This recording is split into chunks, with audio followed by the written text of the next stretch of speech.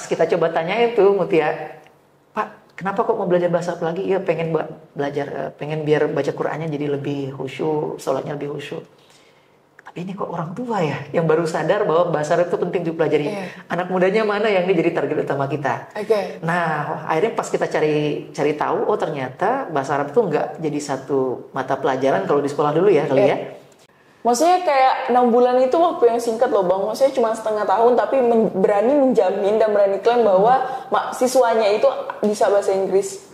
Belajar bahasa tuh otodidak.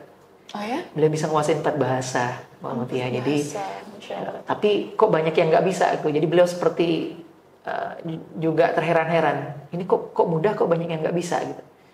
Mudah?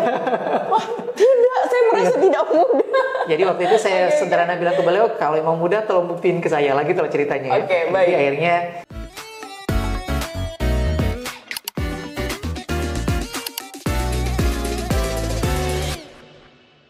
Bismillahirrahmanirrahim. Alhamdulillah kali ini kita kedatangan tamu spesial yaitu Bang Fahrul Rozi. Masya Allah, tabarakallah. Assalamualaikum Bang Haji. Waalaikumsalam warahmatullahi wabarakatuh, Mutia. Jadi nama beliau ini Fahrul Rozi teman-teman. Namun karena kita udah lama juga ya Bang kenalnya ya Bang ya. Karena dari Qoro'a kemudian juga ya ada sebuah program yang luar biasa juga yang sudah kita jalankan sempat, jadi udah saling kenal, manggilnya Bang Haji nih teman-teman, kayak gitu. Oke, Bang Haji apa kabarnya hari ini? Alhamdulillah baik, luar biasa. Baik, luar biasa. Nah, sebenarnya kan kalau kita bahas soal Bang Haji secara spesifik ini kan sebenarnya banyak banget ya. Maksudnya kalau Muti pribadi melihatnya bahwa memang banyak banget nih yang mau kita bahas nih karena ada beberapa hal. Nah, tapi teman-teman yang mau kita bahas kali ini itu akan lebih berfokus sama Sang Bintang School. Nah, apa itu Sang Bintang School? Nah, langsung aja nanti kita tanya sama Bang Haji. Oke, Bang Haji, karena tadi udah kita spill kan Sang Bintang School di sini. Nah, sebenarnya apa tuh Bang Sang Bintang School? Boleh ceritain nggak? Oke, kalau dari nama mungkin kita langsung kebayang sekolah mungkin ya. Saya izin menceritakan sedikit kenapa kok namanya Sang Bintang School dan ini lembaga apa sih begitu ya? Jadi lembaga Sang Bintang School ini adalah sebuah lembaga belajar efektif, Mutia, yang muncul karena kegelisahan kami belasan tahun yang lalu begitu. Kegelisahannya apa? Waktu itu kita ngelihat kok banyak teman-teman yang sebaya ya waktu itu ya. Waktu saya masih berkuliah bersama teman-teman, kok banyak yang belum bisa menguasai bahasa Inggris. Bahkan beberapa teman-teman itu harus ikutin atau tertunda kelulusannya gara-gara dia gagal berkali-kali di tes bahasa Inggris ketika harus menyelesaikan kuliah gitu. Akhirnya saya dan senior saya, jadi kami merintis lembaga ini berdua. Saya sebagai co-founder dari Sang Bintang School, sedangkan foundernya itu adalah Bang Sirno. Beliau senior saya dulu di kuliah. Jadi ternyata kita sering diskusi dan kemudian menemukan kegelisahan itulah begitu ya. Ada permasalahan dan itu jadi kegelisahan bersama. Dan saya waktu itu juga nggak bisa bahasa Inggris. Yang bisa tuh beliau. Oh ya, waktu kuliah Abang juga belum bisa? Nggak bisa bahasa Inggris. Ya. Jadi keresahannya sama muncul dari diri sendiri nggak? Iya betul. Saya juga jadi salah satu yang diresahkan itu. Oke, siap. Kok nggak bisa gitu? Padahal kan udah belajar bahasa Inggris cukup lama ya gitu ya. Udah SD, SMP, SMA, kok masih belum bisa begitu. Sedangkan yang kita tahu bahasa Inggris kan jadi kunci kita untuk bisa nggak hanya berprestasi di kancah nasional, tapi juga kalau kita mau internasional salah satunya adalah di bahasa. Tapi ini mau kuliah aja nggak bisa-bisa gitu kan, mau selesai kuliah aja karena ketiadaan kemampuan bahasa Inggris. Akhirnya waktu itu kita diskusi dan karena kita nggak pengen itu hanya cuma jadi kegelisahan omong-omong doang gitu ya, kita pengen lakuin sesuatu. Maka Bang Sirno ngajakin saya ya sebagai junior, kayaknya kita perlu lakuin sesuatu nih. Beliau kebetulan tuh belajar bahasa tuh otodidak. Oh ya? Beliau bisa menguasai 4 bahasa, Mbak Mutia. Jadi, tapi kok banyak yang nggak bisa tuh. Jadi beliau seperti juga terheran-heran. Ini kok mudah, kok banyak yang nggak bisa gitu. Mudah? Wah, tidak, saya merasa tidak mudah. Jadi waktu itu saya sederhana bilang ke beliau, kalau emang mudah tolong buktiin ke saya lagi kalau ceritanya ya. Jadi akhirnya saya adalah murid ya salah satu kelinci percobaan pertama beliau ketika kita pengen menginisiasi lembaga ini gitu. karena kita harus uji cobakan dulu kan, benar nggak sih ini bisa dipraktekkan, benar nggak ini bisa membantu banyak orang yang nggak punya kemampuan sama sekali untuk akhirnya bisa menguasai bahasa. Ya, akhirnya alhamdulillah ternyata dalam waktu yang sangat singkat, saya dan beberapa teman-teman waktu itu mengalami perkembangan kemampuan bahasa yang lumayan baik lah begitu ya. Dari yang nggak bisa akhirnya percaya diri dan kemudian akhirnya bisa berkomunikasi dengan bahasa Inggris dengan baik. Dan bahkan tadi teman-teman yang harus ngikutin tes dan nggak lulus-lulus itu ketika udah ngikutin program kita, mereka ngikutin tes udah langsung bisa lulus. Wah, itu jadinya membuat kita kayaknya bisa nih ya kalau kita seriusin nih jadi sebuah lembaga yang bisa bantu banyak orang. Nah, itu awal mulanya lembaga belajar efektif Sang Bintang School itu akhirnya kita munculkan. Dan kita kasih nama Sang Bintang karena kita langsung pengen afirmasi lah begitu, Mutia. Supaya ketika orang bergabung di lembaga ini mereka udah merasa diri mereka adalah seorang bintang gitu. Mereka punya potensi yang luar biasa, cuman mungkin nggak tahu cara mengaktifasinya gimana. Nah, di Sang Bintang kita bantu untuk mengaktifasi kemampuan itu khususnya di kemampuan bahasa. Nah, abang sendiri berapa lama dalam belajar bahasa Inggris pada saat itu? Saya waktu itu kurang dari 4 bulan. Oh iya. Nah, menariknya ini di Sang Bintang School itu karena kami latar belakangnya itu dari mahasiswa ekonomi, bukan dari mahasiswa yang memang fokus belajar terkait dengan pendidikan begitu ya. Baik. Kami punya kerangka berpikir efektif dan efisien gitu.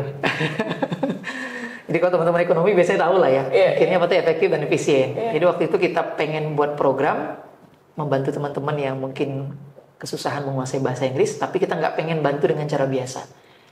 Karena tadi kita punya mindset efektif dan efisien, akhirnya kita challenge nih, bisa nggak kita belajar lebih cepat gitu, lebih efektif, lebih mudah, lebih menyenangkan. Nah, itu yang kita challenge di kita. Akhirnya kita rilis program pertama itu namanya 6 bulan bisa bahasa Inggris. Nah, itu heboh sekota Pontianak di tahun 2005-2006 kalau saya nggak salah ya, jadi udah cukup lama. Itu heboh sekota Pontianak dan alhamdulillah saya yang sebagai alumni ataupun yang uji coba kelinci percobaan pertama itu alhamdulillah bisa lebih cepat menyelesaikan program dan akhirnya bisa menguasai banyak hal penting dalam bahasa Inggris. Wow, 6 bulan bisa bahasa Inggris. Maksudnya kayak 6 bulan itu waktu yang singkat loh bang. Maksudnya cuma setengah tahun tapi berani menjamin dan berani klaim bahwa siswanya itu bisa bahasa Inggris gitu. Jadi kayak seolah-olah tuh kayak wah yang bener aja nih gitu. Wajar aja sih kalau di Kota Pontianak pada saat itu heboh banget gitu loh bang. Iya, karena memang belum ada yang punya program secepat itu dengan metode yang unik dan berbeda. Selain cepat, kita waktu itu buat metodenya tanpa mencatat, tanpa menghafal, tanpa PR. Tanpa mencatat, tanpa menghafal, tanpa PR? Iya. Oke, nanti bakal saya tanya, bakal saya tanya tipsnya. Tenang teman-teman, kita perlahan dulu nih podcastnya satu-satu. Akan saya kulik-kulik gimana nih gitu. Jadi nanti kita dapat spill-spillnya gitu. Nah, tapi bang sebelum kita lari ke bahasa Inggris dan lain sebagainya nih bang, kalau boleh tahu background abang tuh selain daripada mungkin kuliah itu apa sih? Kalau dulu ya, kalau dulu memang kan fokusnya berkuliah dan saya tuh tergerak akhirnya untuk mencoba berbisnis lah ya. Alhamdulillah ketemu dengan senior yang juga punya passion yang sama begitu. Akhirnya kita merintis lembaga ini bareng-bareng begitu ya. Bareng-bareng dan alhamdulillah terus bertumbuh dan karena tadi ya kita niatnya pengen bantu orang. Ternyata kalau kita bantu orang tuh Tuhan tuh jadi bantu kita lah begitu sederhananya ya.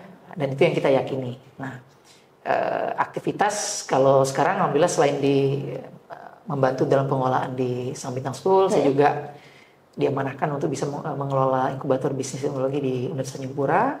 Kemudian juga sekarang mengelola beberapa startup di bidang pendidikan nih, Mbak Mutia. Jadi kita coba lagi ngeliat kayaknya memang pendidikan jadi salah satu kunci gitu untuk mengakselerasi banyak hal, khususnya SDM Indonesia. Jadi kita lagi sedang juga merintis beberapa startup di bidang pendidikan. Jadi selain daripada menjadi seorang co-founder dari Sang Bintang School ini yang tentunya pendidikan juga, ada IBT juga ya bang ya, itu inkubator bisnis teknologi dan juga tadi beberapa startup di bidang pendidikan. Beberapa startup di bidang pendidikan. Wah luar biasa, akan kita kulik satu-satu. Bang, kalau kita kulik sesuatu dari yang SBS tadi kan bahwa abang juga udah spill bahwa memang ini adalah sebuah lembaga yang dimana untuk membantu bisa bahasa Inggris. Nah, tapi udah diceritain belum tadi Bang, bahwasanya kan kalau seorang foundernya ini kan Bang siapa tadi Bang namanya? Yusirno. Bang Yusirno itu kan bisa 4 bahasa ya. Yaitu bahasa apa aja tuh Bang kalau boleh tahu? Kalau saya nggak salah ingat nih ya, bahasa Inggris, bahasa Arab, bahasa Jerman, dan Perancis. Jadi beliau bisa 4 bahasa. Nah, di Bintang School itu apa, selain bahasa Inggris ada apa aja? Nah, di awal kan program yang kita buat tuh sebenarnya program bahasa Arab loh. Ngerti ya? Jadi bukan bahasa Inggris. Terus yang launchingnya kenapa bahasa Inggris? Nah, jadi waktu kita buat pertama program bahasa Arab, itu kita terinspirasi tentang betapa pentingnya bahasa Arab untuk dikuasai khususnya oleh umat Islam gitu. Karena kan memang direkomendasiin oleh ulama, oleh para sahabat ya. Jadi memang bahasa Arab ini kan jadi bagian yang selalu ada dalam keseharian kita ya. Sholat berbahasa Arab, baca Quran bahasa Arab. Jadi waktu itu kami punya semangat kayaknya banyak anak muda harus bisa bahasa Arab deh gitu. Jadi kita launch program bahasa Arab waktu itu. Tapi menariknya ketika kita kita launch program bahasa Arab di awal dengan target anak muda, itu yang daftar gak ada anak muda. Yang daftar orang-orang tua gitu. Pas kita coba tanyain tuh Mutia, Pak, kenapa kok mau belajar bahasa Arab lagi? Ya pengen belajar, pengen biar baca Qur'annya jadi lebih khusyuk, sholatnya lebih khusyuk. Tapi ini kok orang tua ya yang baru sadar bahwa bahasa Arab itu penting dipelajari. Anak mudanya mana yang ini jadi target utama kita. Nah, akhirnya pas kita cari tahu, oh ternyata bahasa Arab itu nggak jadi satu mata pelajaran kalau di sekolah dulu ya kali ya. Yang itu wajib atau yang nggak diujikan nasional ketika itu. Jadi memang nggak ada motivasi yang mendorong banyak anak muda untuk belajar bahasa Arab tuh. Dan itu kan nggak bagus tuh bagi bisnis ya. Artinya kalau dalam bahasa bisnis ya ini nggak product market fit lah begitu ya. Jadi nggak sesuai dengan target pasar yang mau kita sasar. Baik. Nah dari situlah kita dapat insight kayaknya bahasa lain yang mungkin sangat dibutuhkan oleh mereka dan mereka sudah sadar itu penting adalah bahasa Inggris. Iya benar. Jadi bahasa Arab ini kita tahan dulu, kemudian kita launch program bahasa Inggris yang tadi saya sampaikan di awal. Dan Masya Allahnya pas kita launch programnya antusiasmenya luar biasa, minatnya juga luar biasa dan alhamdulillah akhirnya program itu yang akhirnya dikembangkan sampai dengan saat ini. Dan tidak hanya bahasa Inggris sekarang, Mutia sudah ada program bahasa Arabnya ada lagi, kemudian ada bahasa Perancis juga. Lah kemarin waktu itu kan bahasa Arabnya sempet down banget kan. Terus gimana bisa menampilkan bahasa Arab lagi tuh Bang? Nah sekali lagi bahasa Arab itu jadi misi utama kami sebenarnya di Bintang School itu ya. Bukan bahasa Inggris. Dan kalau ditarik lagi bukan bahasa sebenarnya yang jadi misi utama di Bintang School, tapi kita pengen membongkar ya mindset bahwa belajar itu beban, belajar itu tidak menyenangkan, belajar itu sulit di benak banyak orang khususnya anak muda. Dan salah satu cara kita membongkar mindset itu adalah dengan membuktikan bahwa kita bisa menguasai bahasa dengan sangat cepat dan menyenangkan. Agar yang lainnya jadi jauh lebih menyenangkan gitu untuk mereka. Tapi gini Bang, kalau kita ngebahas soal belajar ini kan, bahwa orang pasti mikir gini, belajar ini kan banyak dari segala lini ya Bang ya. Ada yang belajar matematika, betul kan? Ada belajar mungkin bahasa dan lain sebagainya. Nah, kalau kita ngomongin hal itu, setiap orang kan pasti punya yang namanya sisi, ya aku lebih bisanya di matematika misalnya, aku lebih bisanya di bahasa. Itu ngaruh nggak sih? Nah, menariknya kan gini ya. Kalau kita belajar tentang bahasa itu kan ilmu alat ya. Jadi dia akan digunakan untuk apapun profesi kita, untuk apapun hal yang pengen kita dalami atau minati. Jadi kalau kita punya kemampuan bahasa, itu akan sangat membantu kita bahkan untuk menguasai apapun yang ingin kita tingkatkan kompetensinya. Jadi bahasa itu adalah alat kita untuk mengakselerasi kemampuan-kemampuan yang pengen kita kuasai. Tapi kan dia perlu dikuasai dulu nih. Nah, jadi kalau menurut saya bahasa itu adalah bagian dari yang melengkapi orang untuk minat-minat tertentu yang ingin dia kuasai gitu kan. Tapi di awal biasanya memang orang kan menganggap ya bahasa itu saya nggak mau fokus dikuasain bahasa gitu kan. Saya pengennya fokus di matematika. Sebenarnya oke-oke aja kan. Tapi kan bahasa ini nanti akan sangat mempengaruhi dia untuk mengembangkan apa yang sedang dia pelajari gitu. Makanya kalau di kami di Sang Bintang School biasanya di awal-awal itu kita ada semacam tes potensi diri gitu, Mutia. Kita pengen lihat teman-teman ini punya kecerdasan pembelajarannya di mana, lebih dominannya di mana, sehingga nanti kita akan beri saran atau rekomendasi bahwa dia nanti bisa melakukan atau mengoptimalkan kemampuan atau potensinya di bagian ini supaya salah satunya bahasanya juga bisa terkuasai dengan lebih cepat. Gitu. Oh, jadi memang Sambintang School ini siapa aja boleh untuk belajar di sana. Dari manapun dengan latar belakang apapun bisa bergabung. Oke, cuma salah satunya memang akan ada tes, tapi hanya untuk sebagai kita mungkin mentor untuk mengetahui kira-kira kemampuannya, minatnya di mana seperti itu. Juga ada seperti itu ya. Jadi bukan hanya sekedar bahasa doang di situ.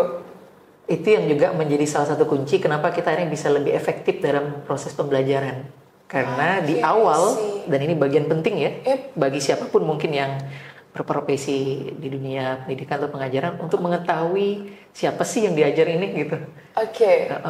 Apalagi kalau kita ngajarnya kan dengan sejumlah siswa yang banyak gitu maka biasanya kita akhirnya nggak bisa mengenalin potensi siswa satu-satu. Kalau di kami kita wajib mengenali satu-satu agar apa nanti kita bisa meramu cara dan pendekatan yang paling tepat untuk bisa membuat mereka menguasai bahasa itu lebih cepat.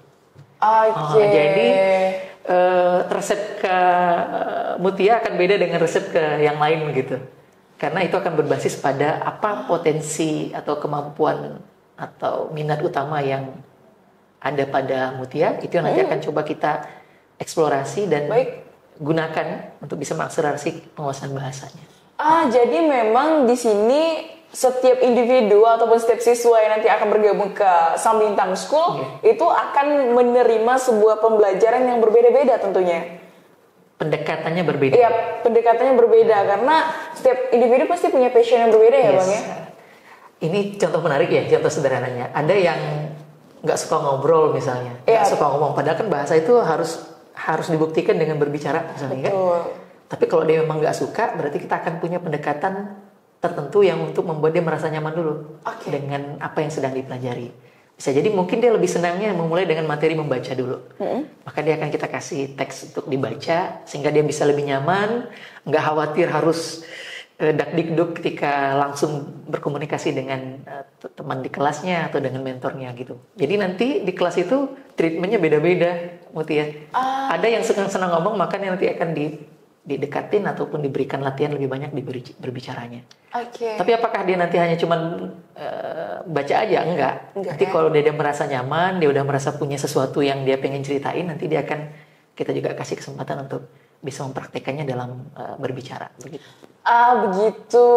Ini menarik sekali sih. Jadi memang ternyata salah satunya udah mulai terspill nih ya teman-teman, bahwa memang salah satunya mungkin ya Sambintang School ini value-nya beda dari yang lain. Salah satunya memang adalah ada uji kompetensi diri, yang dimana itu nanti pendekatannya, treatmentnya adalah akan berbeda-beda ya Bang ya, dengan setiap individu ya. Iya sih. Karena kalau misalnya yang jarang ngobrol itu sulit banget ya Bang ya kalau kita pikir ya. Karena dia udahlah jarang ngobrol, terus sedangkan kita nih butuh ngobrol juga kan, namanya juga bahasa gitu. Iya benar. Karena gini Bang, kalau di bahasa Inggris ini kan menurut saya pribadi ya, sulitnya itu di aksen gak sih, di pengucapan ya kan. Pengucapannya tuh sulit gitu. Mungkin kita tahu nih bahasa Inggrisnya mungkin kucing, cat gitu, tapi saya ini udah bener belum sih ngomongnya gitu. Nah itu gimana sih Bang? Ya itu adalah ketakutan jutaan orang ketika ingin mulai belajar bahasa kan. Betul banget. Takut berbuat salah atau takut berkata yang nggak sesuai dengan standar pengucapannya dan seterusnya. Betul. Dan biasanya kenapa penting kita asesmen di awal dan kemudian nanti menentukan pendekatan yang tepat supaya tadi ketakutan itu udah bisa kita reduce sejak awal. Jadi di awal jangan di awal-awal dia udah takut ini, kita malah dia takutnya dengan katakanlah dengan berbicara. Di awal kita udah langsung ajak dia berbicara. Tentu dia akan makin takut dan kemudian merasa insecure lah gitu ya. Untuk mempelajari materi-materi berikutnya begitu ya. Sehingga memang kalau di kita mentor biasa akan sangat melihat dan kemudian menganalisa ya respon dari tiap siswa nih dalam beberapa materi awal yang nanti dikasih. Sehingga nanti itu juga akan mempengaruhi metode-metode ataupun materi-materi berikutnya yang akan diberikan. Jadi nggak ada kurikulum, kita punya kurikulum yang sangat sistematis, tapi dalam sesinya itu nanti akan sangat akan sangat beragam materinya akan dikeluarkan lah begitu ya, akan diajarkan ke tiap-tiap siswa karena akan bergantung pada apa yang mereka butuhkan dan yang membuat mereka akan jauh lebih punya kepercayaan diri untuk mempraktekkan dan punya pemahaman yang sempurna gitu. Oke. Nah, Sang Bintang School ini kan bukan di Pontianak doang ya Bang ya? Iya. Nah kan dia kan juga di seluruh Indo kan, di seluruh Indonesia yang online ya Bang ya? Iya. Yang online. Nah, Indonesia ini kan beragam suku dan budaya nih Bang. Nah, mungkin Abang sudah tahu nih arahan pertanyaan saya ini. Jadi orang Pontianak bahasanya kan Melayu ya. Jadi kayak beda gitu, aksennya udah pasti beda. Kemudian orang Batak udah beda lagi tuh. Nada bicaranya dan lain sebagainya. Orang Jawa lebih sama tuh, ada meduk-meduknya ya kan. Nah, gimana Bang? Ada cerita menarik nggak sih dari mungkin perbedaan suku dan lainnya? Itu seru banget ya sebenarnya. Nah, jadi alhamdulillah Sang Bintang School itu sudah melaksanakan program 6 minggu bisa bahasa Inggris. Jadi kita udah bertransformasi programnya nih Mutia. Dari awal sekali kita launch itu 6 bulan bisa bahasa Inggris. Lalu kita lihat kayaknya bisa lebih cepat, kita buat jadi 6 minggu bisa bahasa Inggris. Lalu kita kayaknya juga bisa mikir lagi, analisa lagi bisa lebih cepat. Kita udah juga merilis program 6 hari bisa bahasa Inggris. Jadi bisa sebenarnya dengan teknik dan metode tertentu yang bisa kita optimalkan begitu. Nah, khusus program 6 minggu bisa itu alhamdulillah sudah terlaksana di lebih dari 22 kota di Indonesia. Dan memang akhirnya kita bertemu dengan berbagai macam suku bangsa dengan budaya yang berbeda-beda juga dan itu ceritanya beraneka ragam lah ya. Cerita seru-serunya begitu. Mulai dari Aceh sampai dengan Pamekasan Madura kita. Walaupun lebih banyak programnya itu ada di Jawa Barat dan Jabodetabek ya programnya. Nah memang sekali lagi karena tadi berbeda accent, bahasa, suku dan budaya itu akhirnya juga mempengaruhi cara kita juga membuat pendekatan khusus. Betul banget. Cuman biasanya kita di tiap-tiap kota itu kita punya mentor yang dikirim dari pusat, tapi juga ada mentor yang lokal, Mutia. Nah biasanya mentor lokal inilah yang biasanya bisa bisa melakukan penyesuaian lah ya. Karena mereka sudah sangat mengenali gitu bahasa dan budaya dari para peserta yang ikut di program di masing-masing kota gitu. Jadi kami biasanya mentor yang dari pusat ini juga sambil belajar nih. Oh ini maksudnya. Jadi kita biasanya juga menggunakan katakanlah joke tertentu, kosakata tertentu dalam bahasa di kota tersebut itu untuk jadi bahan kita membuat suasana kelas itu menjadi lebih cair ya. Mereka juga jadi lebih paham tentang kata-kata baru dalam bahasa Inggris yang kita pelajari gitu. Menarik banget sih, karena kan kok memang Sang Bintang School karena nasional, itu jadi karena berskala nasional tuh jadi Mutia tuh mikirnya memang lah Indonesia banyak suku gitu kan, gimana nih treatment dari Sang Bintang School gitu kan. Tapi kalau dipikir pun memang Sang Bintang School juga udah lumayan lama ya Bang ya, dari tahun 2005 ya? Sudah jalan 15 tahun. Masya Allah, sudah jalan 15 tahun, berarti 2004 dong? Iya. Keren-keren banget. Nah, ini kan tadi Abang ada spill tuh bahwa kalau bahasa Inggris itu ada program 6 hari, 6 minggu, 6 bulan. Ya kan? Kenapa 6 nih Bang? Boleh tahu nggak filosofinya? Jadi dulu, salah satu yang membuat kita sangat yakin bahwa ini bisa dipercepat waktu pembelajarannya, kita terinspirasi dari salah seorang sahabat Nabi. Ya, jadi sahabat Nabi, kalau saya tidak salah itu Zaid bin Sabit ya, itu pernah diutus Nabi untuk belajar salah satu bahasa tersulit di dunia. Apa tuh Bang? Kalau saya tidak salah namanya bahasa Suryani dan bahasa Ibrani. Jadi bahasa Suryani. Saking sulitnya bahasa itu, orang tua itu juga sulit mengajarkannya kepada anaknya. Maka dia sudah nggak banyak yang menguasai bahasa itu. Nah, sahabat Nabi ini diutus oleh Nabi untuk mempelajari bahasa tersebut. Karena Nabi sering dapat surat. Dan nggak ada yang bisa baca surat itu. Jadi khawatir kalau ternyata isi surat itu adalah hal-hal yang mungkin membahayakan. Jadi diutuslah sahabat ini untuk bisa belajar. Dan menariknya, sahabat ini udah balik lagi ke Nabi itu dalam waktu 17 hari. 17 hari. 17 hari beliau sudah bisa menguasai bahasa yang katanya salah satu bahasa tersulit itu. Wow. Tuh bayangin tuh. 17 hari. Kemudian beliau juga mempelajari bahasa Ibrani, kalau tidak salah bahasa Ibrani jauh lebih cepat. 14 hari beliau sudah bisa menguasai. Jadi dalam waktu kurang dari 1 bulan, dalam waktu 1 bulan, sahabat Nabi ini bisa menguasai 2 bahasa yang sangat sulit begitu. 1 bulan loh Mutia. Jadi kami waktu buat 6 minggu itu kayaknya bahasa Inggris bukan bahasa tersulit deh gitu. Jadi kayaknya bisa kita buat cepet gitu. Walaupun nggak 1 bulan tapi akhirnya kita waktu itu buat di programnya adalah pertama kali adalah 6 minggu bisa. Nah kenapa 6? Sebenarnya ya kita nggak juga ada alasan khusus sih ya. Yeah. Tapi akhirnya karena udah di awal itu udah 6 minggu, maka kita buat program berikutnya 6 bulan. Yeah. Kita buat akhirnya yang program berikutnya 6 minggu juga. Okay. Setelah itu 6 hari supaya nggak mengganggu branding lah ya, branding program kita di benak masyarakat dan konsumen. Jadi kalau memang yang bahasa Inggris ini memang fokusnya itu di 6 hari, 6 minggu sama 6 bulan karena memang dari awal itu ya 6 angka 6 itu tadi ya Bang ya. I see. Nah, Bang, kemudian kan kalau yang bahasa Arab itu kan ada 7 hari dan 7 minggu itu juga sama ya berarti ya? Sama. Oke. Jadi kalau untuk bahasa Arab kita buat angkanya 7. Oke. Nah, jadi untuk bahasa Arab itu 7 pekan bisa bahasa Arab. Oke. Kemudian bahasa Perancis juga ada program 7 pekan bahasa Perancis. Oke. Nah, yang paling menarik dari bahasa ini kan Bang, itu kan kosakata ya.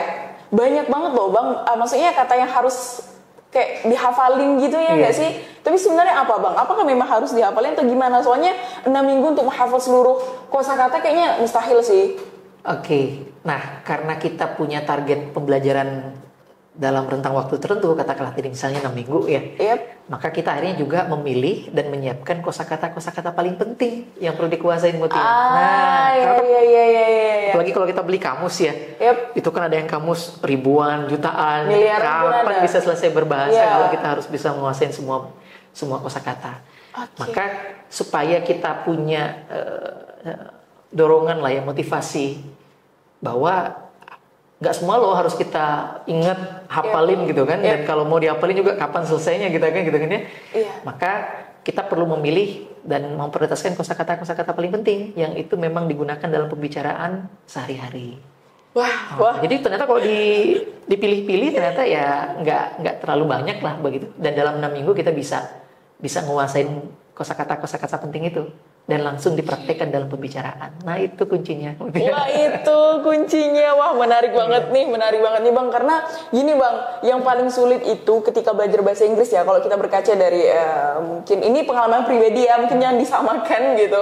Pengalaman pribadi kalau kita di sekolah itu ya, itu kan ada Bang yang namanya belajar bahasa Inggris. Nah tapi kan wajib tuh kayak ada kamus. Anak sekolah mana sih Bang yang zaman itu nggak punya kamus, bener nggak sih? Kamus. Kemudian dalam pembelajaran itu sulit banget tuh sebenarnya, kayak harus ada subjek, objek dan lain sebagainya. Sehingga tuh ketika kita mungkin ya Bang, entah kita belajar otodidak melalui via YouTube dan sebagainya, pembelajarannya tuh bisa jadi nggak seperti itu loh gitu. Ada beberapa kalau di SBS itu kan punya metode yang berbeda gitu. Nah sebenarnya memang yang paling penting adalah dalam belajar bahasa Inggris adalah memiliki metode yang mudah untuk dimengerti nggak sih Bang oleh siswa-siswa kan? Benar. Seperti itu. Kita punya metode yang kita sebut dengan metode kampung jenius namanya. Kampung jenius, oke. Jadi kalau nama-nama di SBS tuh Sang Bintang, Jenius. Jadi memang kita sudah pengen mengafirmasi secara positif semua orang yang bergabung di program kita, termasuk metodenya. Nah, metode Kampung Jenius ini itu adalah tanpa mencatat, tanpa menghafal, tanpa PR, dan menyenangkan. Nah, pembelajaran menyenangkan. Nah, tanpa mencatatnya apa? Jadi kita nggak ada mencatat di kelas tuh, Mutia. Itu. Jadi buku nggak penting ya, nggak perlu bawa ya berarti? Nggak perlu. Kita udah siapin semua dan pokoknya mereka jangan berpikir sama seperti di sekolah. Kalau di Sang Bintang School tuh berbeda dari sekolah. Karena kita nggak pengen nambah beban mereka. Karena teman-teman yang udah kuliah, udah sekolah itu kan udah penuh ya, udah mumet mungkin pikirannya karena belajar baca banyak hal. Maka di SBS ya tinggal datang aja bawa pulpen gitu. Kita pengen menghilangkan beban dan memastikan bahwa pembelajaran itu bukan beban sebenarnya. Kalau kita memang punya curious ya, atau curiosity ya, atau rasa penasaran dan motivasi untuk belajar gitu ya. Jadi benar-benar kita hilangin beban. Nah, beban pertama adalah catatan. Maka di SPS nggak ada catatan. Tapi kan harus ada metode lain yang kita pakai agar tanpa catatan pun pembelajaran tetap efektif gitu ya. Yang kedua, tanpa menghafal. Ini juga yang jadi beban tuh biasanya Mut ya. Jadi kok belajar tuh tadi ya kamus yang udah segede gaban gitu ya. Kemudian kosakata yang harus banyak dipelajari, dihafal begitu. Nanti kita bilang nggak ada menghafal. Tapi dengan konsep tanpa menghafal ini atau metode tanpa menghafal ini, kita cari cara bagaimana membuat orang tuh mudah ingat dan lama lupa. Mudah ingat, lama lupa. Mudah ingat dan lama lupa. Nah, kita mengkombinasikan beberapa metode cara mengingat kosakata dengan cara yang mudah ingat, menyenangkan dan lama lupa. Oke, yang terakhir tanpa PR. Wah, ini yang paling menyenangkan nih. Jadi saya sempat ada punya cerita lucu. Jadi ada orang tua yang ketika dia daftarin anaknya, kami kan biasa tanya tuh, Bu, kenapa kok mau daftarin di sini? Kayak nggak ada PR katanya. Anak saya itu udah kebanyakan PR di sekolah. Karena di sini nggak ada PR, jadi saya masukin di sini. Wah, saya bilang, ternyata tanpa PR itu jadi salah satu pertimbangan orang tua untuk memasukkan anaknya di tempat kita. Jadi memang nggak ada PR di kita. Kita bahkan selalu bilang ke siswa, jangan pulang dulu kalau masih belum paham gitu. Jangan pulang dulu kalau masih belum paham. Jadi pastikan kita udah dapat pemahaman dari apa yang sudah dipelajari bareng instrukturnya di kelas gitu. Karena besok kan kalau ketemu lagi udah materi yang baru. Jadi kalau kita boleh ketinggalan kelas dong.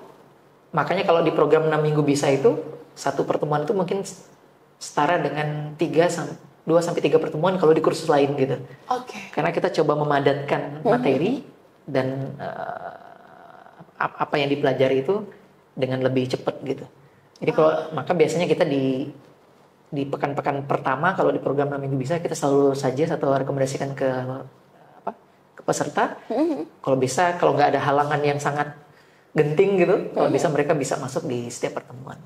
Wah, di 3 minggu pertama lah ya paling penting, karena itu ada materi fondasi bahasanya gitu. Wah, aku sudah tertarik teman-teman untuk mulai belajar bahasa, karena ini menarik banget ya, bahwasanya memang belajar bahasa ini kita pikir mungkin perlu waktu bertahun-tahun, ya kan? Karena melihat kamus seperti itu kalau kita berkaca di mungkin tahun-tahun sebelumnya ya. Nah, namun ternyata Sang Bintang School ini kayak berani klaim itu dari lama bahwa 6 minggu bisa belajar bahasa Inggris. Nah, itu tadi kalau kita bahas soal bahasa Inggris ya Bang ya. Namun di sini juga ada belajar bahasa Arab, juga belajar bahasa Prancis ya. Di situ. Nah, Prancis itu kan aksinya lebih susah lagi ya Bang ya. Ya kan? Lebih susah ya. Kayak ada ho-ho-nya. Orangnya juga nggak banyak yang bisa kan. Jadi nggak ada teman yang mungkin kita bisa ajak ngobrol dalam bahasa Prancis gitu kan. Kalau di Pontianak mungkin ya, kalau di luar mungkin lebih banyak. Oke. Nah, tapi Bang sebenarnya kalau tadi kan itu kan Abang udah ceritain nih metode dan gimana sih dari Sang Bintang School itu bekerja untuk siswa-siswanya itu seperti apa. Itu kan udah di-spill tipis-tipis ya Bang ya. Nah, tapi Bang kalau boleh nanya lebih detail nih sebenarnya untuk untuk Sang Bintang School ini lebih ke targetnya itu berarti ke siswa-siswa atau sebenarnya tuh lebih kemana Bang? Itu kan tadi Abang ada cerita ke yang lebih muda kan? Nah, tapi ada nggak sih kayak anak-anak atau apa gitu? Ada. Memang target utama kita adalah anak muda ya. Itu karena memang menjadi misi awal kenapa Sang Bintang School itu akhirnya kita coba hadirkan gitu. Tapi juga kita melihat bahwa kenapa nggak dimulai lebih awal gitu ya. Mulai dari mereka di SD, SMP mereka udah bisa nguasain bahasa, sehingga nanti di SMA, kuliah mereka udah nggak mengalami masalah lah begitu. Atau bahkan mungkin bisa lebih cepat melakukan pencapaian-pencapaian gitu ya. Sehingga kita juga punya program untuk anak-anak namanya Klub Jenius. Jadi tempat ngumpulnya anak-anak jenius lah begitu ya. Berarti tadi kan kampung jenius tuh Bang. Kampung jenius tuh yang dewasa, yang klub jenius itu yang anak-anak. Itu usianya dari berapa Bang? Mulai dari SD kelas 1 sampai dengan kelas 3 SMP. Ada yang kelas 1 daftar di Bintang School? Ada. Bisa bahasa Inggris? Alhamdulillah mereka sedang berproses untuk bisa menguasai level ataupun beberapa jenjang pembelajarannya. Wah. Nah tapi Bang sebenarnya gadget itu berpengaruh nggak Bang sama proses pembelajaran anak? Pasti, ya pasti. Tapi kita juga bisa menggunakan gadget itu untuk membantu mereka mempelajari sesuatu kan. Iya. Nah, jadi gadget ini kan netral nih Mutia. Oke. Dia netral, tergantung siapa yang menggunakan dan untuk tujuan apa kan. Oke. Maka ya, sebagai pengajar ya, kita harus melihat bahwa anak sebenarnya nggak salah dengan gadget. Oke. Nah, tinggal bagaimana kita mengajak mereka bisa memanfaatkan gadget itu untuk membantu mereka menguasai sesuatu, memahami sesuatu, itu yang pertama kan. Yang kedua, tentu kalau di kita itu di Klub Jenius nih untuk program anak-anak itu ada program pendekatannya itu adalah kelas berbasis karakter. Oke. Jadi anak-anak itu kan sebenarnya punya potensi yang lagi sedang akan bertumbuh begitu ya.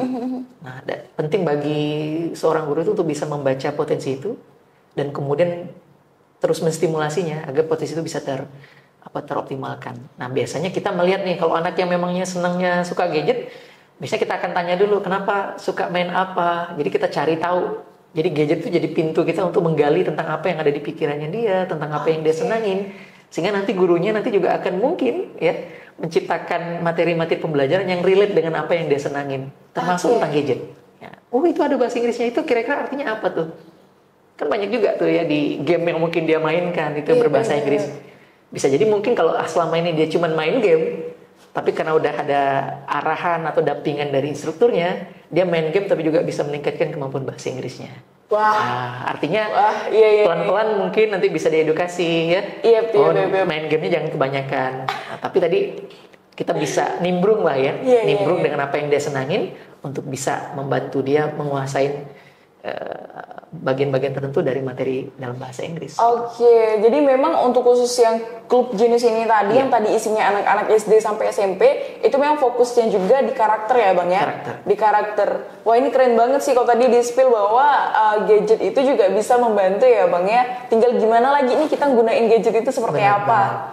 Wah, ini menarik banget. Nah, terus nih Bang, di dalam sebelumnya Abang fokusnya berarti bahasa Inggris dong, mentor bahasa Inggris? Kalau saya fokusnya memang di salah satunya pembelajaran bahasa Inggrisnya. Oke. Kalau yang lain ada mentor-mentor yang udah. Nah, tapi pasti Abang juga tahu kan tentang bahasa Arabnya mungkin, ya kan? Iya. Pasti kan Abang juga udah tahu mungkin metode pembelajaran bahasa Arab, ya kan? Seperti itu. Nah, yang mau Muti tanya adalah Bang, sebenarnya belajar bahasa Arab sama belajar Quran tuh sama atau gimana Bang? Nah, menariknya nih ya, gitu ya. Kenapa bahasa Arab ini juga menjadi salah satu yang selalu coba kita sampaikan dan ajak orang untuk belajar. Karena tadi ya, bahasa Quran dan bahasa Arab itu kan sama. Okay. Maka kalau kita punya kemampuan bahasa Arab, itu akan sangat membantu kita untuk memahami Al-Quran. Dan berbagai ritual ibadah yang kita biasanya lakuin. Benar nggak sih? Selama ini mungkin kita baca Al-Fatihah misalnya. Al-Fatihah tapi nggak tahu artinya. Itu kan kayak, mohon maaf ini seperti membaca mantra ya. Karena kita nggak tahu artinya. Walaupun kita bisa ngelihat terjemahan kan biasanya, tapi kan jauh lebih menyenangkan kalau kita membaca Quran dan tiba-tiba kita udah langsung bisa meresapi apa maknanya tanpa perlu melihat terjemahan. Karena kita sudah bisa bahasa Arab. Nah, itu salah satu yang jadi tujuan dalam proses dalam program pembelajaran bahasa Arab yang ada di Sambintang School. Tujuannya adalah agar kita bisa baca Quran tanpa terjemahan, sholat dengan lebih khusyuk dan menyenangkan.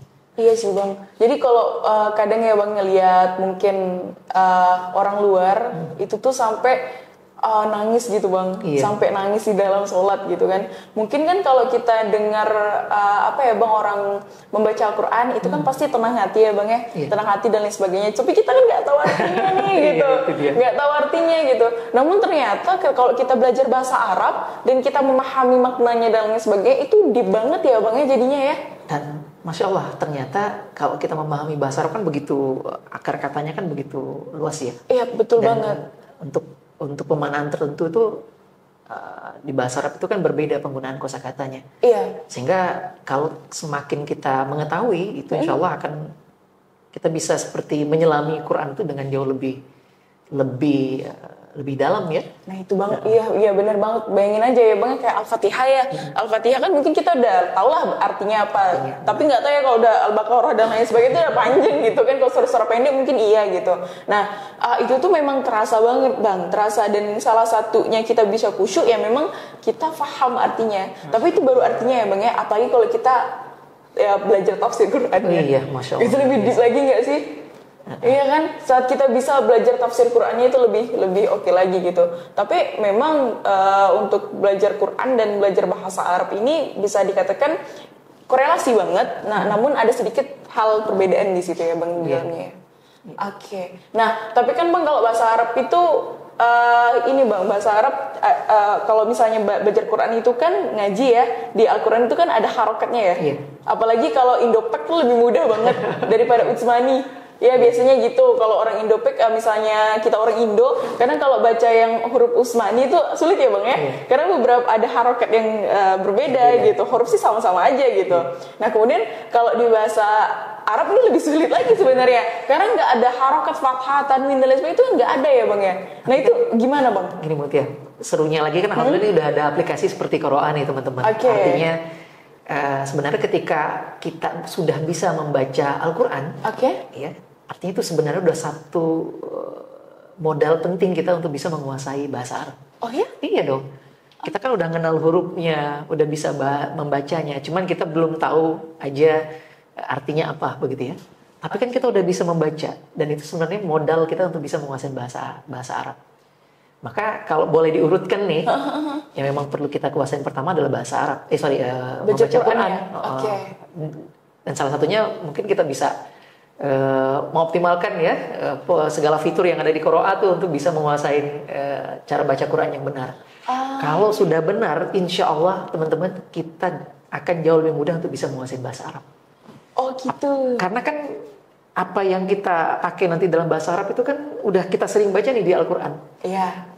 Dan kita sudah sangat familiar gitu. Ya, artinya sesuatu yang sudah kita sering ucapin, udah sering kita baca, tinggal sekarang dirangkaikan menjadi sebuah bahasa. Ya, alat kita untuk berkomunikasi dengan orang lain. Jadi kita udah tinggal satu tahapan lagi tuh, Mutia, kalau sudah baca Qurannya bisa, apalagi kualitas baca Qurannya udah bagus, apalagi belajarnya pakai Qur'an, insya Allah tuh kayaknya jauh lebih mudah tuh untuk kita bisa menguasai bahasa Arab. Begitu. Jadi memang alurnya belajar Quran dulu, baru belajar bahasa Arab. Itu akan jadi value tambahan, jadi nilai lebih ya Bang ya, agar lebih mudah lagi kita untuk belajar bahasa Arab. Insya Allah. Wah, iya keren banget. Karena gini Bang, kalau belajar bahasa Arab ini kan meskipun kita pandai ngaji kan lumayan juga ya Bang ya. Maksudnya cara baca mungkin A atau boba tuh gimana? Soalnya kan nggak ada tanda harokatnya gitu, nggak ada gitu. Jadi ya udah, jadi kursus saja teman-teman di SBS. Tapi coba Mutia udah kalau sudah sering bahasa Arab kan udah pasti tuh. Maksudnya melafalkan kata demi kata dalam Al-Quran kan udah pasti. Iya seperti jazakallahu khairan, afwan dan lain gitu aja. Artinya kita sebenarnya udah sangat terbiasa gitu. Iya. Cuman belum tahu bagaimana merangkainya menjadi sebuah kalimat ya, betul yang bisa banget. kita gunakan dalam komunikasi. Dan ini kan sekali lagi tinggal mempelajari bagaimana metodenya, ya, metode dan cara menyusun sebuah kalimat yang tepat dalam bahasa Arab. Dan saya pikir kalau kita sudah bisa menguasai cara baca Quran dengan baik, insya Allah akan sangat membantu kita untuk bisa menguasai bahasa Arab. Dan ini menurut saya menjadi salah satu doktrin ya untuk umat Islam nih, kan teman-teman. Dan ini sering disampaikan oleh salah satunya Umar bin Khattab kan. Kalau bisa memang kita menguasai, umat Islam itu harus menguasai bahasa Arab. Karena memang segala hal dalam aspek kehidupan kita, khususnya dalam beribadah, itu semuanya menggunakan bahasa Arab. Jangan sampai dari kecil kita udah belajar baca Quran, sholat, sampai besar kita nggak tahu artinya, kan sayang. Waduh, ketampar nih. Mudah-mudahan itu jadi motivasi besar kita untuk bisa menguasai, dan mudah-mudahan nanti bisa menguasai bahasa Arab. Nah, waktu itu pernah lihat Bang sebuah cuplikan video yang dimana itu isinya adalah anak dari Cina. Abang mungkin pernah lihat nggak sih? Jadi anak dari Cina yang ngomong di depan banyak orang, di depan ada audiensnya di situ. Mungkin beliau itu usianya sekitar 7 tahunan. Beliau memang benar-benar asli China sih ya. Kalau kita belajar bahasa Mandarin ini kan harus ada belajar sisinya itu kan susah ya Bang ya. Nah, dari Cina ke Arab menurut saya juga lumayan sulit ya Bang, daripada kita ke Indonesia ke Arab. Menurut saya pribadi ya Bang ya. Nah, namun anak 7 tahun itu dia bisa bahasa Arab dengan fasih. Bahasa Arab ya Bang ya, bukan mungkin kalau hafiz Quran ya itu mungkin kurang tahu, tapi dia bisa bahasa Arab. Terus ditanya, kenapa kamu bisa bahasa Arab? Jawabannya adalah karena saya seorang Muslim. Di situ saya ketampar sekali Bang. Duh, saya juga ketampar nih. Anak 7 tahun dan dia dari Cina. Kita tahu betul kan gimana bahasa Cina itu, Mandarin itu lumayan sulit ya Bang ya. Menurut saya kalau kita pindah dari bahasa Mandarin ke bahasa Arab itu menurut saya lumayan sulit daripada kita ke Indo ke Arab gitu. Jadi tuh ketampar banget sih anak 7 tahun. Itu kalau nggak salah 7 tahun, mungkin nanti kalau salah bisa dikoreksi. Jadi memang cuplikan itu dia bilang karena saya muslim. Allahu Akbar. Itu saya benar-benar ketampar. Tapi kita sekarang udah berapa ya umurnya? Itu. Serius saya umurnya sudah masuk berapa tapi belum bisa bahasa Arab. Artinya saya cuma tahu afwan, ana, nahnu, ahlan wa sahlan, hanya itu saja. Tidaknya udah gak tahu. Bahkan baca tulisan Arab yang itu juga masih proses belajar sih Bang, lebih ke proses belajar gitu. Iya. Wah, menarik banget. Jadi memang tapi Bang menurut Abang penting belajar bahasa Inggris atau bahasa Arab dulu? Sebenarnya dua bahasa ini kan punya tujuan yang berbeda mungkin ya. Iya. Kok bahasa Inggris lebih ke dunia kan aja lebih sih. Bagaimana kita bisa. Saya pernah mendengar salah seorang tokoh menyampaikan bahwa ada 3 bahasa penting yang ini bahasa prioritas yang perlu dikuasai oleh anak muda. Oke. Yang pertama adalah bahasa Inggris. Kalau kita pengen go global lah ya. Karena bahasa Inggris adalah bahasa internasional. Jadi ratusan negara menggunakan bahasa Inggris sebagai salah satu bahasa yang dipergunakan sebagai bahasa yang menjadi bahasa komunikasi ya di negara mereka. Jadi kalau kita mau go global, nggak ada pilihan lain, kita harus menguasai bahasa Inggris. Ya. Kalau kita pengen jago bisnis, dan salah satu yang hari ini leading di dunia bisnis adalah Cina ya, atau China. Dan salah satu yang memang kita perlu kuasai itu kita juga bisa masuk menjadi bagian dalam dunia bisnis secara global, yaitu dengan menguasai bahasa Mandarin. Jadi kalau bahasa Inggris go global dalam karir, profesi, atau pendidikan, sedangkan kalau untuk bisnis ya, mudah-mudahan nanti kita bisa menguasai bahasa Mandarin. Nah, sedangkan bahasa Arab, ini kalau kita pengen dapatkan kebaikan di dunia dan akhirat. Enggak, karena kebaikan di dunianya karena kita bisa benar-benar menyelami, memahami setiap makna yang kita baca dalam berbagai ibadah yang kita lakukan setiap hari, ya. Dan yang menarik nanti kalau dikubur nih kan kita ditanyanya pakai bahasa Arab nih Mutia. Marrobuka. Oh iya kan, jadi bayangin kalau malaikat nanya marrobuka dan kita nggak bisa jawab begitu kan. Walaupun kita nggak tahu ya nanti kita jawabnya pakai bahasa apa ya. Tapi artinya bahasa Arab adalah jadi bagian yang penting untuk kita bisa mudah-mudahan mendapatkan kebaikan di dunia dan di akhirat. Bahkan sempat dikatakan bahwa bahasa Arab itu bahasa surga ya Bang ya. Iya. Jadi kalau insya Allah semoga kita masuk surga, tentunya kita belajar komunikasinya pakai bahasa Arab. Nanti saya misalnya di surga ketemu Bang Haji gitu kan, kita ngomongnya bahasa Arab gitu. Karena sampai disebut bahasa surga ya Bang ya. Kenapa nggak di dunia dulu kita mulai berbahasa Arab, betul nggak? Waduh, betul banget, langsung kena counter teman-teman. Oke, Masya Allah. Jadi udah latihan dulu kan. Jadi mudah-mudahan kalau Allah takdirkan kita nanti di surga ya mudah-mudahan kita udah sangat terbiasa berbahasa. Iya, semoga masuk surga. Amin. Tanpa hisap. Aduh. Tapi kayaknya tanpa hisap itu cuma berapa orang ya Bang ya? Maksudnya sudah dituliskan bahkan kan. Aduh. Sudah lah teman-teman. Oke, baik. Nah, namun Bang tantangan dalam belajar bahasa itu sebenarnya apa Bang? Kalau menurut Abang, tantangan terbesarnya? Oke. Kalau boleh kami simpulkan 2 ya dari sekian panjang perjalanan kami mengelola Sambitan School. Sekali lagi bahasa ini adalah salah satu dalam sekian banyak yang perlu kita pelajari kan.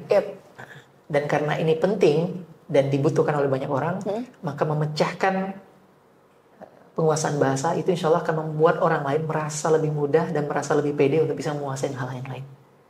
Tapi kita melihat, kita coba fokus tidak hanya bahasa tapi pada 2 hal pembelajaran utama. Jadi yang menghambat orang itu akhirnya gagal untuk mempelajari atau menguasai sesuatu itu, 1 karena diri sendiri. Diri sendiri. Jadi seringkali kita kan nyalahin orang lain tuh.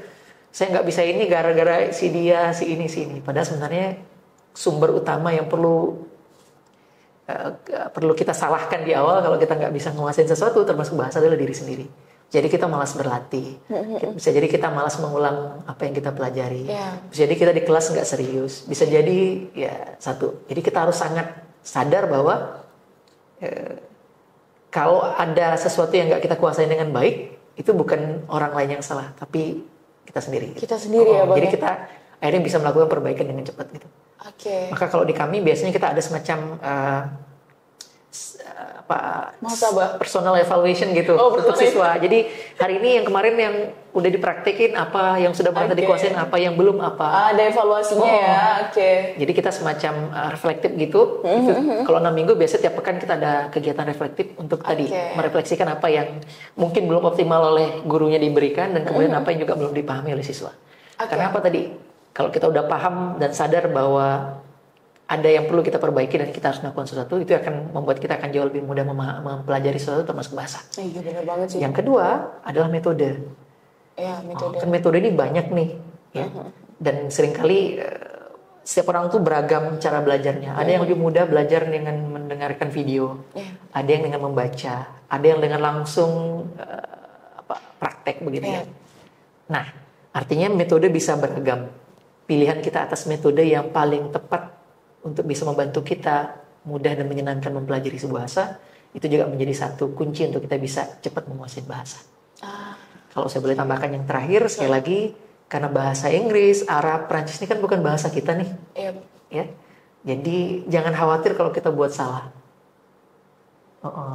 Jadi kalaulah membuat salah, itu adalah hal yang sangat wajar dan sangat alami begitu dalam proses pembelajaran apapun. Ya.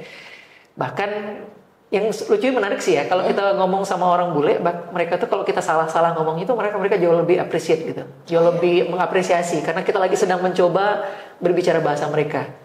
Cuman kalau kita ngomong sama teman kan kadang-kadang dibully ya.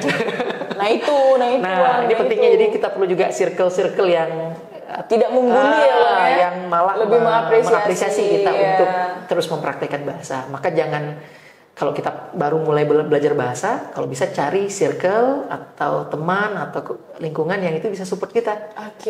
Nah, artinya mereka yang juga sedang belajar bahasa Inggris atau yang juga punya ketertarikan bahasa Inggris, sehingga akhirnya kita punya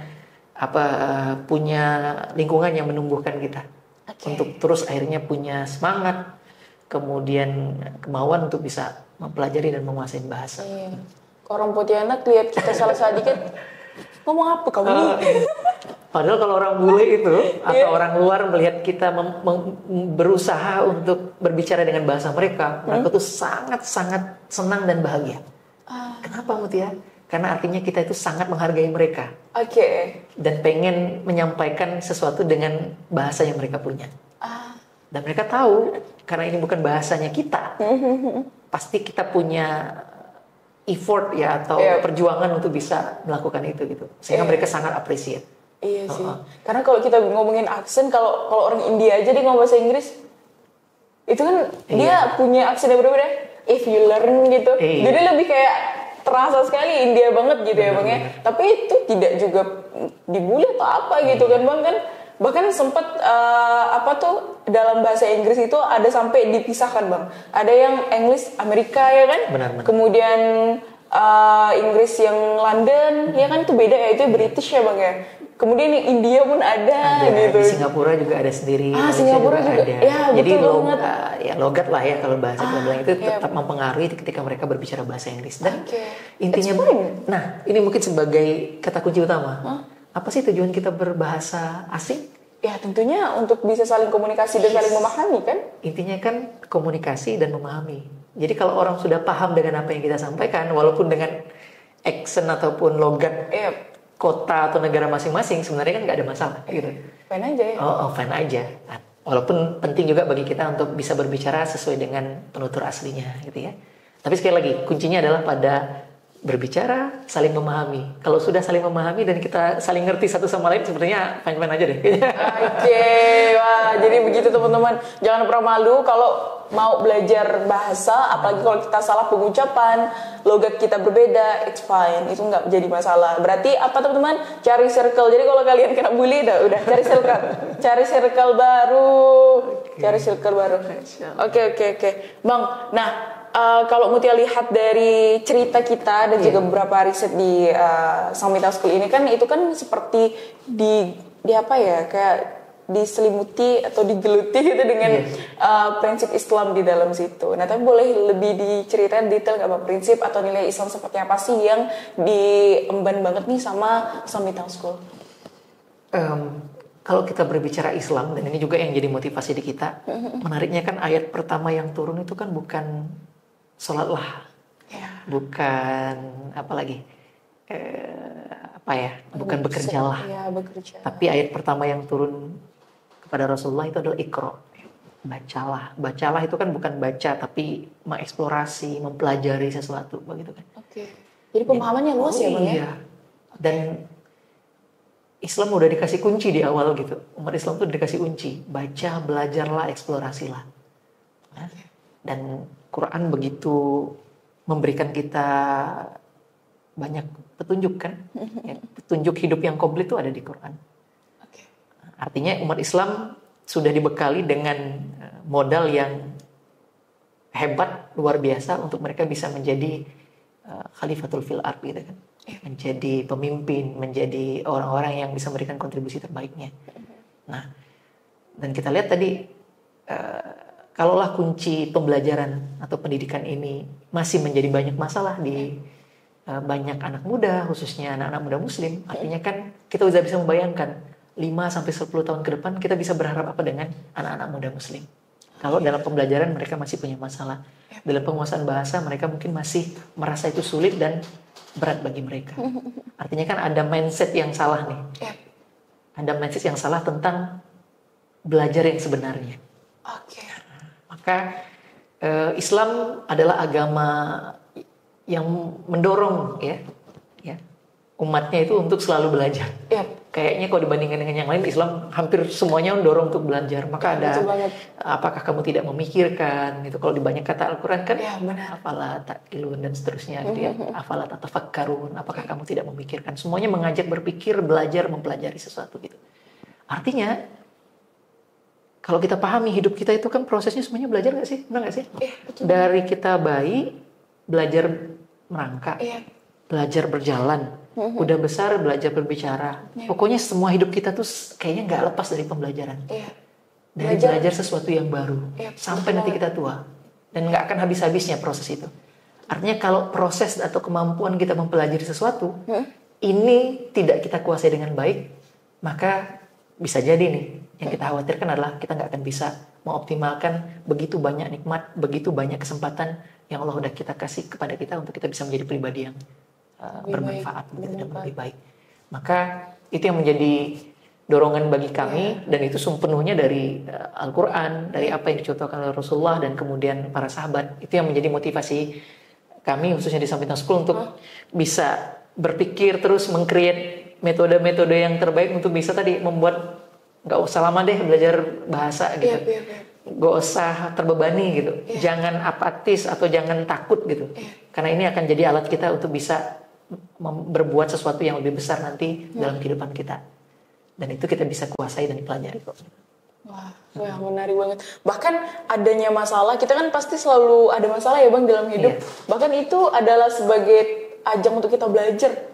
Kata kuncinya kan belajar. Belajar. Bahkan Mutia pernah dengar Bang bahwa ada syekh di luar itu menyampaikan bahwa kalau kita berhenti untuk belajar, berhenti untuk mencari ilmu, kita tuh bahkan sempat dikatakan termasuk orang yang berdosa karena kita nggak mau belajar. Jadi penting banget kan ya?